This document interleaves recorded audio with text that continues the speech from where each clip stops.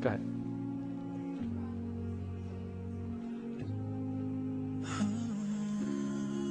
That's an interesting question.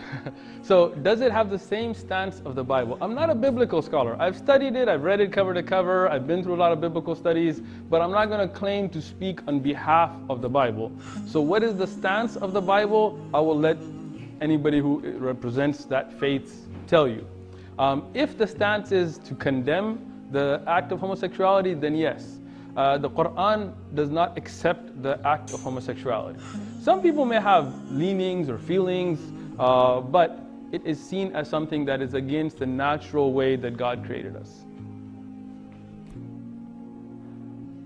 Does it say so in the Quran? I'm sorry.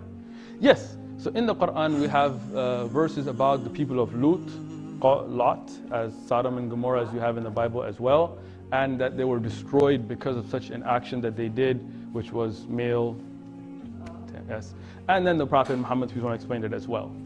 And I mean, like I said,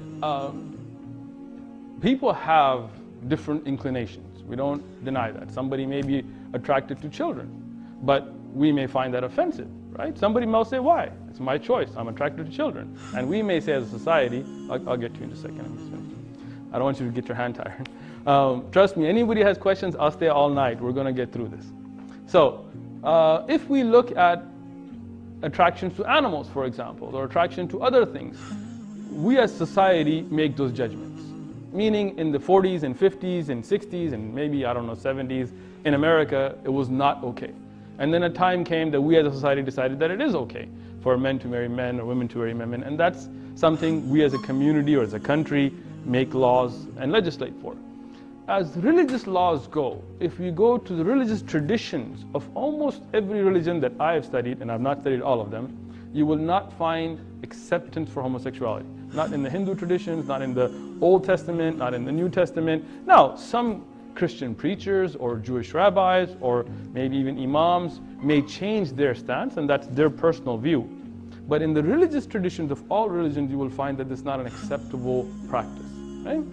Now, if you look at a lot of the ideas that are natural human methods, meaning, let me give you an example.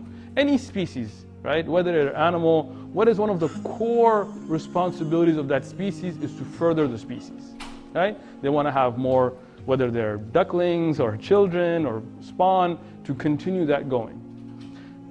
Unless we get into a lot of scientific test tube methods, if the whole world went towards an homosexual attitude, how would that happen for humanity? You see? I'm not saying that people don't have certain different feelings. People do. But to act on those feelings is where laws and religion and things come into practice. I may have a bad temper. I may be genetically born with a bad temper, and I probably am. But I cannot act upon it. If I act out that act of violence, then I'll be arrested for it. Right? That is the laws of society. Somebody may be attracted to animals. That may be a part of their personality. But if they act that out so far in our country, they'll be arrested for it unless you're in Arkansas or something. Sorry, go ahead. Go ahead. No offense to anybody from Arkansas, just kidding.